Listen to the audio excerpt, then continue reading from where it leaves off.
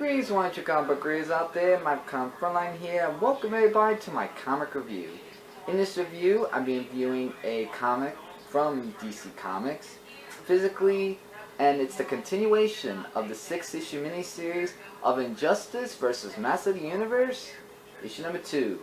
The crossover of He-Man and Injustice, and with the first issue being really awesome, let's see what happens in the second issue.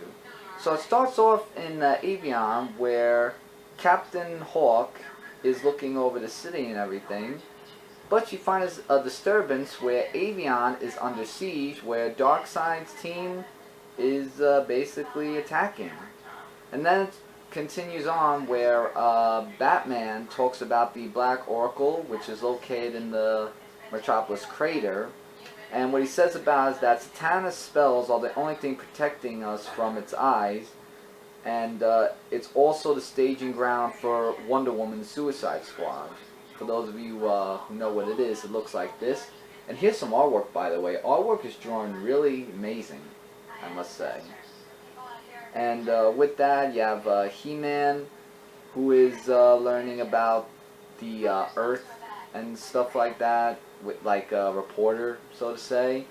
And he's looking at where Clark Kent was a reporter, and he's like saying, you know, he like doesn't seem to be capable of being being a bad guy and stuff like that. And then Batman explains about how Brainiac's tech has made him into this and everything else. But the only Crypt wearers can get in or out of the Oracle. And then he talks about how He-Man, being the wild card, can be the one that can end all this permanently. And he doesn't really like to be, like, you know, he's nothing but an assassin to Batman and stuff like that. And, you know, Tila tells him, you know, you volunteer to fight a war, and wars have casualties. And then we get Evelyn, who makes an appearance, along with somebody else that actually comes into all this, and that's Granny Goodness. And it looks like that she's going to be forming a team, so that can't be good either, because we have Skeletor with Superman, now we have Granny Goodness with now Evelyn. Things are going to get very heated up, I can tell, as the issue continues.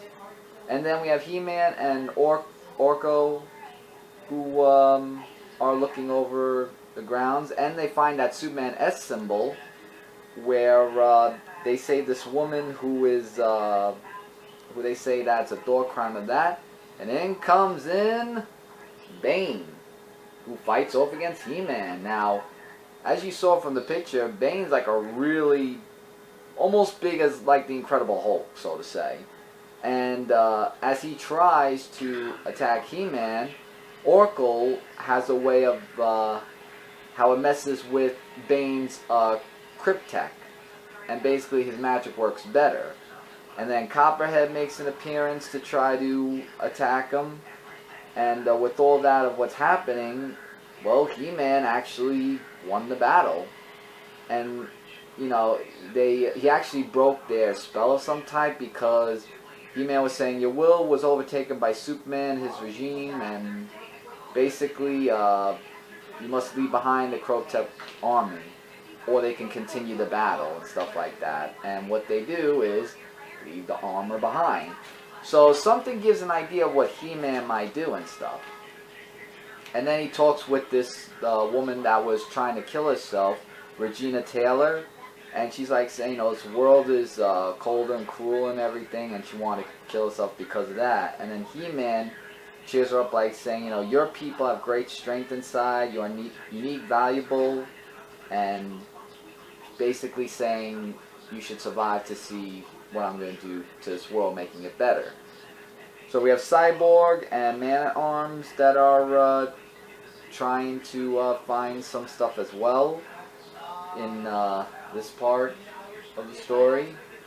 So we got a little bit of all that, of what's going on ahead, and the spirit of Grayskull is gone, so that can't be good either. So they must get to Castle Grayskull. Then you have Superman and Batman you know, the other Batman I'm talking about, that are having their long talks along with Skeletor. And I think Skeletor has some things up his sleeve as well, you know, with what he's going to do with all the Power Sword again to be used and everything, to stop a none to have that power again, because we've seen them have powers in the past He-Man comic books. So well, with that, they found out that He-Man left, but when He-Man came back, he's like saying, Oracle and I have a plan, and that's Bane's armor of Cryptek, which could be used better against Superman. That's to be continued in the next issue of that. And also, just want to make a advertisement. The Death of Superman is out on DVD. For those of you who are interested in getting that, because I know my brother has the DVD of that. So just wanted to make an advertisement out there for that. But Injustice vs. Master Universe issue number 2, wow, things are getting really heated up, like I said, between characters returning and even more groups that are formating, and now He-Man has something that might be even more useful against his battle with Superman.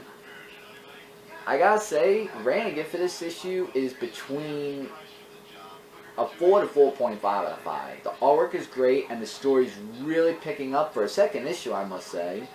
And I'm really enjoying this series so far, and I can't wait to see what happens in the next issue. I would recommend you guys pick up issue number 1 just to know what's going on, if you want to give yourselves a little bit of how and why He-Man and how he met them and stuff like that. I would say that. But for issue 2, I would definitely recommend you guys pick it up. Really great issue. And for those of you Injustice and or Master Universe fans, you'll pick it up, and if not, then you won't. Totally up to you guys. With that, everybody, that's my comic review of Injustice vs. Master Universe issue number 2 from DC Comics. Before I go, don't forget to check out source of comicfrontline.com, socialpodcast.com, and YouTube game channel Frontline Gaming Zone, normal source for comic and game-related news, reviews, and a whole bunch more. Click that subscribe button so it'll be in your subscription box. You won't miss out on any videos that we'll upload daily for you guys, and we appreciate your support on Comic Frontline. And in the comment section, your comments. Please leave comments about if you've been reading this comic book, have you been liking it so far, and your thoughts about the series altogether. Let me know in the comment section. I'll get back to you guys as soon as I can. And to all your comic book readers out there, my Comic Frontline saying take care, and as always, don't forget to keep watching. Bye, everybody.